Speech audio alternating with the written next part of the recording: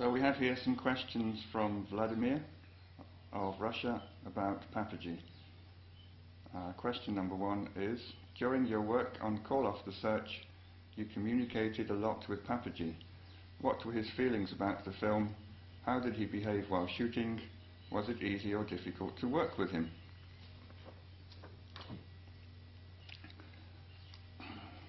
He was very enthusiastic. What happened was a friend of mine, Jim Lemkin, had been trying to make a film in Tiruvannamalai about the nature of happiness. He had this conviction that he could find people in India who were very poor or disadvantaged in some way, but who were inherently very happy, and he wanted to make a film about how happy poor people could be. But somehow it wasn't working very well. He didn't have much money, he didn't have a grant. He was doing all this out of his own finances. He had been to see Papaji, and I suggested, why don't you go to Lucknow and ask Papaji if you can make a film about him? Because at that time there were people there who would have been more than happy to pay all his expenses. He could have got a lot of money to make this film. I went up to Lucknow. Jim appeared a few weeks later with his proposal to make this film.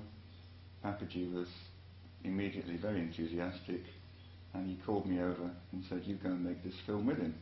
I had no idea how to make films. I'd never made a film before in my life. I had no technical knowledge. I had no idea what filmmaking involved. But I think Papaji put me on the job as a kind of technical consultant on the content. Jim, he was a lecturer in photography at Harvard, so he knew the business of filmmaking, he knew, but I don't think he was completely immersed in Papaji's worldview or Papaji's teachings, or possibly how to present those teachings in a way that Papaji would approve of. This is my guess, so I got sent along to make sure the content somehow adequately presented Papaji properly. First thing I decided to do was to have a long interview myself, in which I would ask questions, and hopefully Papaji would talk about his life, all the various key points of his teachings, and we could intersperse or include some of these shots in the movie itself. That was the portion of the film which, if you watch Call Off the Search, there are red bougainvillea in the background. We shot that film in the local government park in Lucknow. That was a very nice interview. It was so nice we ended up producing it as a separate film and marketing that as well. Then people were very deferential, polite, and possibly over-respectful towards Papaji, which is very nice if you're in a guru-disciple relationship, but it doesn't necessarily make good film. So that there was one man, a friend of mine called Ram, who had spent a large portion of the previous year having long, quarrelsome arguments with Papaji about philosophy, Advaita, his teachings. He wasn't the sort of person who would just sit quietly and say, yes, Papaji, yes, Papaji, yes, Papaji. He was someone he had a very good intellect, a good brain, and he liked challenging. So I thought, this is what we need. We need someone to push Papaji and provoke him a little bit, because in my experience, he enjoyed being provoked, and the more you provoked him, the more strong and the more powerful his teaching response would be. So I suggested that we recruit Ram to give him a rough time on this interview. And initially he wasn't very happy. He said, I've been talking to that man for a year, he doesn't listen to me, he doesn't understand. And I said, well, that's the whole point. We need someone who's a little bit skeptical, someone who's going to challenge you, because when you're challenged, you give very good responses. So Papaji agreed to this. We went to Ram's house, and we did another really good interview with Ram. You see portions of that. He's in his library with thousands and thousands of books in the background. That's Ram. And It was. It was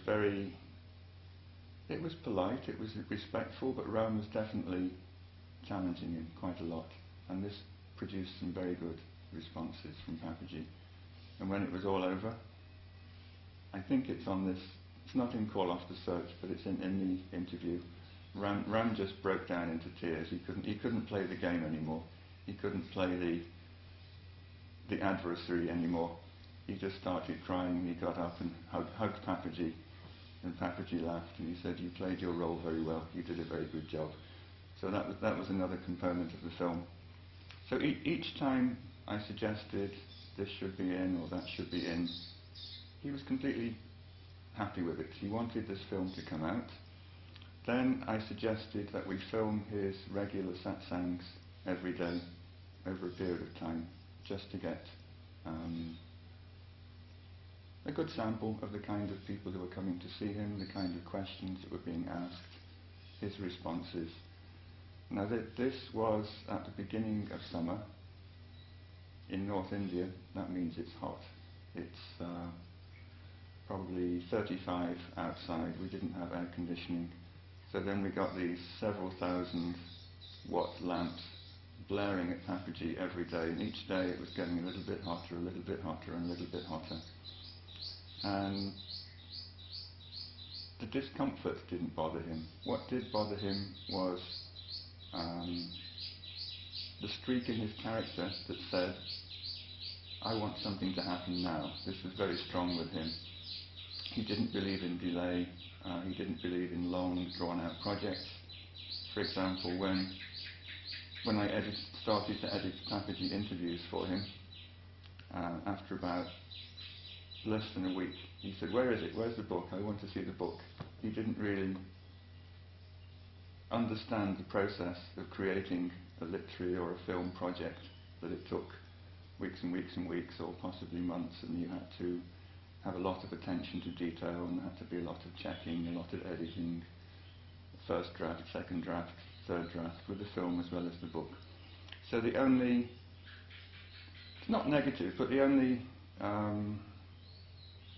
not positive response from Papaji all the time was impatience. "Where's this film? I want to see this film. Hurry up, I want to see this film." I was trying to keep the film satsangs going as long as possible to get more and more material. Papaji was saying, come on, you've got enough. Go off and make your film." And in the end, I think we filmed probably about 3 or 4 weeks, and then picked out the best portions. Then I asked, or rather I told him that I wanted to speak to people who had had good experiences with him, and he was also very positive about this. So he actually called some of his Indian devotees up and asked them to come along to his house and come along and be filmed. So he was very much initiating cooperation from Satsang Bhavan, from all his old devotees. He wanted people to sit in front of the camera and talk about their experiences. You have to understand that this is a key element in Papaji's teaching approach. He wants people to stand up in public and say, "I have had this wonderful experience," because he says the biggest obstacle to getting this experience is doubt. He says, "I can say I've got this experience, and you will say, oh, but you're a great saint, you had a great guru, what about me, I'm just an ordinary person." He said that kind of doubt is what stops you from understanding and experiencing directly what I'm talking about in this moment. So what you need to counteract this doubt is to see ordinary people such as yourself stand up, absolutely full of light, they just got it, something's happened, and when he sees that light in someone's face, he would often say, "Right, stand up, tell everybody what happened." And then these people would stand up in a state of ecstasy, rapture, and try and talk about what had happened to them. And in those days this would happen several times a week, and the momentum of all these people giving public testimony to what they discovered in his presence was actually so strong, there was a kind of cumulative effect. People's doubts were eroded, people would stop thinking this is some great mysterious state that I will attain after 10 lifetimes. And they would think, I know him, I had coffee with him yesterday. If it happened to him, it can happen to me today. So people went into satsang really thinking, this could happen to me today, this is going to happen to me today, I want this to happen to me today. And this subtle shift, when you dropped your doubt, was actually all it needed for a lot of people to take delivery of what Papaji was saying and to actually have a direct first-hand experience of it. So public testimony is very, very important for him. So when he started sending people out from Lucknow to the West to talk, often he wasn't saying go and talk about the teaching, he would say go and tell people what happened to you in Lucknow, which is a subtle difference. He wanted ordinary people to go back to their country, to tell their friends, their relations, I went to Lucknow, this amazing thing happened. If you want something similar to happen, go there and maybe it will happen. So he said, I can't go all around the world telling this truth to people, but you've had some taste of this here. People can see from your face, you're absolutely radiant, you're lit up, something has transformed you. Go back to where you came from, tell your boyfriend, your mother, your friends, look what happened to me, this is the truth, this is reality, I found it, if you want it, this is how you find it.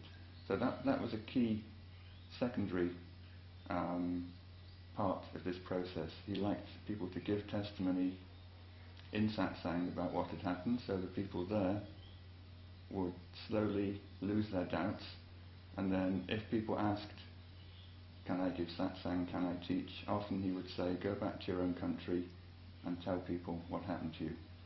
That way more people would have their doubts lessened, people would actually come to see him, and the whole process would go on. I wasn't there when it happened, but a friend of mine who was staying with Papaji in his Nari house in central Lucknow said that Gangaji wrote several times to Papaji asking if she could give satsang, and then I think after 3 or 4 written attempts he finally said, invite people round for tea and tell them what happened to you in Lucknow. This, I think, was the essence of what he wanted people to do when they left Lucknow. Let's stop for a minute. It feels very strange.